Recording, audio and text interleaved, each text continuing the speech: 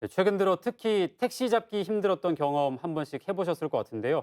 오늘 시사와이드에서는 택시 대란 문제를 짚어보도록 하겠습니다. 전세영 캐스터 광주 경제정의 실천 시민연합의 오주섭 사무처장과 함께합니다. 안녕하십니까? 네, 안녕하세요. 네, 오늘 주제가 택시 대란인데 제가 어제도 택시를 타려고 했는데 잘 안 잡히더라고요. 이게 네. 실제로 택시 수가 좀 적어서 그런 건지 이 택시의 현재 운송 실태가 어떤지 좀 궁금하거든요. 네, 그 택시 운송 사업자에 따르면 올해 2월 기준 전국에 등록된 면허 택시는 29만 4천여 대에 이르고 있습니다.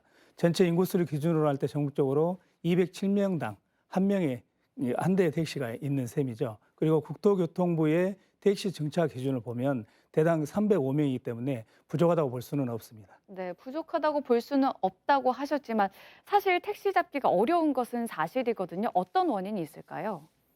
우선 코로나19의 여파로 택시기사 인원 자체가 급감했습니다. 하지만 지난 4월에 사회적 거리두기가 해제되면서 택시를 찾는 수요는 폭증했지만 공급이 따라주지 못하고 있는 건데요. 광주광역시의 상황을 좀 보겠습니다.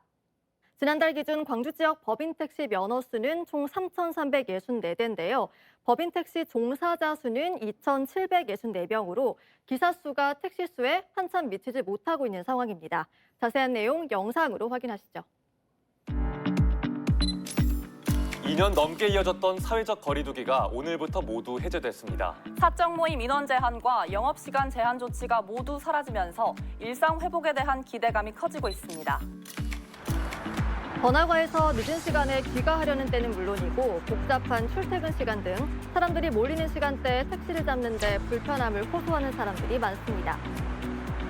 택시를 이용하기가 또 번거로울 때가 있어서 그거를 대비를 하려고 10분 전부터 조금 미리 찾아본다든지 아니면은 좀 이동해서 잡아보려고 한다든지 이런 식으로 노력을 하는 것 같습니다.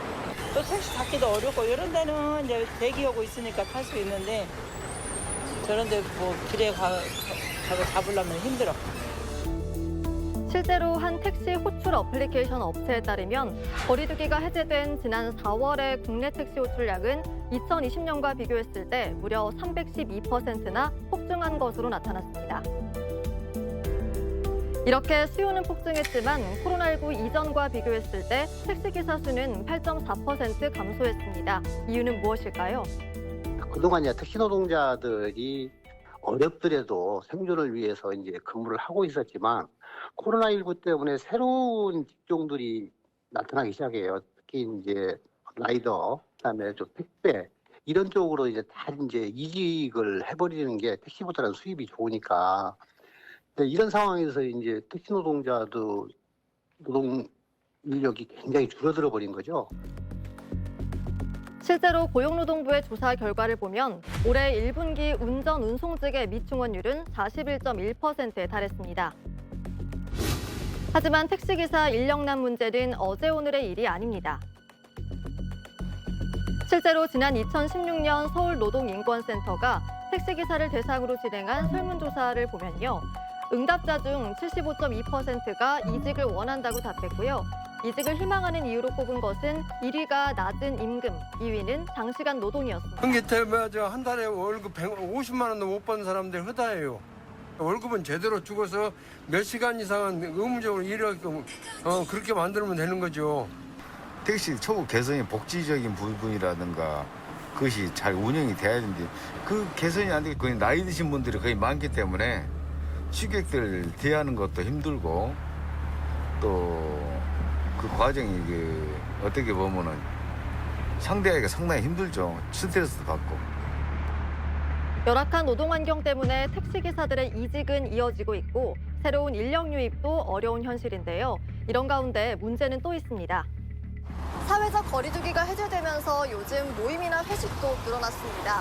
그만큼 심야 시간대 택시 잡기도 어려워졌는데요. 음주 상태로 자전거나 전동 킥보드를 타고 귀가하는 사람들도 늘어났다고 합니다.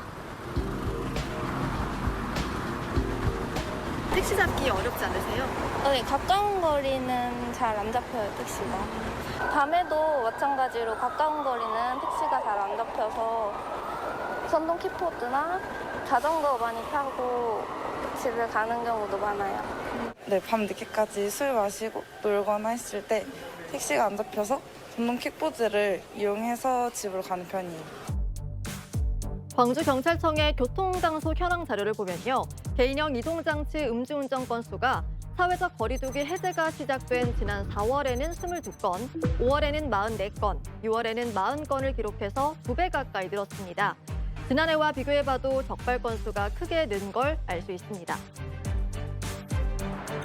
음주 상태로 자전거나 전동 킥보드를 운전하는 건 불법인데요.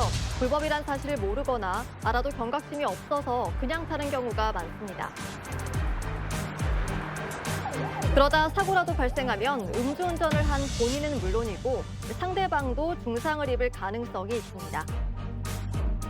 그런가 하면 택시기사의 고령화에 따른 시민들의 안전 문제를 지적하는 목소리도 있는데요. 택시기사 인력난으로 발생한 다양한 문제들, 그 피해는 고스란히 다시 시민들에게 돌아가고 있습니다.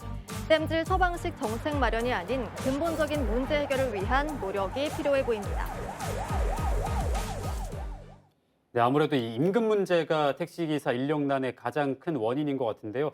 아무래도 코로나19의 영향도 좀 있을 것 같은데 지금 광주 지역의 상황은 좀 어떻습니까? 광주시에 따르면 지난달 기준 개인과 법인 소속 택시기사는 총 7,514명으로 코로나19 발생 이전인 2019년과 비교했을 때 무려 882명이 택시업계를 떠난 것으로 나타났습니다. 이 중 법인 택시기사가 879명으로 대부분을 차지하고 있습니다. 네, 이 법인 택시 회사들이 요즘에는 휴업 신고를 하는 곳이 늘었다고요. 네네, 그렇습니다. 이제 택시 회사들도 어렵기는 마찬가지인데요. 법인 택시 회사들이 지자체에 번호판을 맡기면서 휴업 신고를 하고 있습니다. 휴업 신고를 하면 택시 공제조합의 보험료를 면제받을 수 있기 때문입니다. 네. 구체적인 내용을 보면 지난달 8일 기준으로 각 구청에 휴업 신청을 한 법인 택시 수가 581대에 이르고 있습니다. 전체 법인 택시 수가 3,364대이니까요. 전체의 17.2%가 인력난 등을 이유로 운행을 멈춘 상태입니다. 네, 지금 이런 상황을 좀 벗어나기 위해서 정부는 택시 합승을 허용을 했고요. 또 서울시에서는 택시 리스제를 검토하고 있다고 하는데 이 실효성 측면에서는 좀 어떻게 보시나요? 네, 지난 6월 중순부터 40년 만에 택시 합승이 허용이 됐는데요. 택시 합승은 운송 플랫폼을 통해서만 허용이 되고 택시 기사가 임의로 탑승시키는 것은 불법입니다. 현재 광주에서 2개 회사가 합승 서비스를 준비를 하고 있는데요. 초기에는 많은 어려움이 있겠지만 이 합승 서비스가 승객과 기사들한테 도움이 되는 구조가 된다면 시행이 바람직하다 이렇게 생각을 합니다. 이제 개정된 시행 규칙을 한번 보면요. 경영, 소형, 중형 택시 합승은 같은 성별끼리만 가능하고 네. 그외 배기량이 2,000cc 이상인 승용차 또는 승합차를 이용하는 대형 택시 차량은 성별 제한이 없습니다. 또 합승하는 모든 승객이 합승 상대방의 탑승 시점과 위치를 알 수 있도록 해야 되고요. 앉을 수 있는 좌석 정보도 탑승 전에 승객에게 알려야 하는 그런 일들이 있습니다. 그리고 서울시에서 택시 리스제를 검토를 하고 있는데요. 네. 이제 법인 택시가 가지고 있는 차량과 면허를 택시 운전 경력이 있는 분들한테 대여를 해주고 어떻게 보면 일종의 임대료를 받는 그런 개념입니다. 근데 현행법에서는 택시 면허를 대여하는 걸 금지하고 있고 네. 특히 이제 개인 택시 업계가 강하게 반발하고 있기 때문에 이 리스제가 시행되기까지는 많은 어려움이 좀 있지 않을까 그렇게 생각을 합니다. 네, 그래서 다른 대안으로 뭐 택시 요금 인상과 함께 탄력 요금제를 제시하기도 하던데 여기에 대해서는 어떻게 생각을 하십니까? 네, 현재 택시 업계 상황으로 보면 요금 인상은 불가피해 보입니다. 다만 이제 요즘에 물가가 폭등하고 있기 때문에 시기의 문제만 남아 있는 것 같습니다. 네. 강기정 시장도 지난 1일 취임한 이후에 첫 번째 결재를 하면서 민생 100일 대책 추진안에 서명을 했는데요. 그 내용을 보면 택시 등 공공요금의 인상은 내년 이후에나 그렇게 가능할 것으로 보여집니다. 그리고 광주광역시도 현재 택시 운송 원가 연구 용역을 진행 중에 있습니다. 그리고 이제 탄력 요금제는 출근길이나 심야 시간대에 요금을 평소보다 더 많이 받게 하는 제도인데요. 우리 시민들은 택시를 고급 교통수단보다는 대중교통으로 인식을 하고 있는 상황이기 때문에 실질적인 요금 인상이 되는 이 탄력 요금제에 대해서 선뜻 받아들이기 어렵지 않을까 이렇게 생각을 합니다. 네, 이 택시 대란의 고질적인 문제들을 해결하기 위해서는 이 근본적인 정책 개선이 필요할 것 같은데요. 정책적인 측면에서는 어떻게 보시나요? 네, 먼저 택시를 고급 교통수단으로 볼 거냐 아니면 대중교통으로 볼 거냐 하는 문제부터 짚어하는데요. 현행법상 택시는 대중교통이 아닙니다. 윤석열 대통령이 지난 후보 시절에 그 택시 단체들과 간담회를 가지면서 택시의 대중성, 공공성을 이야기해서 크게 이슈가 된 적이 있습니다. 네. 만약에 택시에 지하철이나 시내버스처럼 대중교통의 지위를 부여를 하게 되면 정부나 지자체가 재정적인 지원을 할 수 있는 그런 근거가 마련이 됩니다. 2012년 말에 택시에 대중교통 지위를 부여하고 택시 운송 사업자에 대한 재정 지원 근거를 마련하는 대중교통법 일부 개정안이 국회를 통과가 됐는데 이명박 정부가 거부한 적이 있습니다. 네. 그리고 2019년에도 유사한 내용의 법안이 발의가 됐는데 폐기된 적이 있습니다.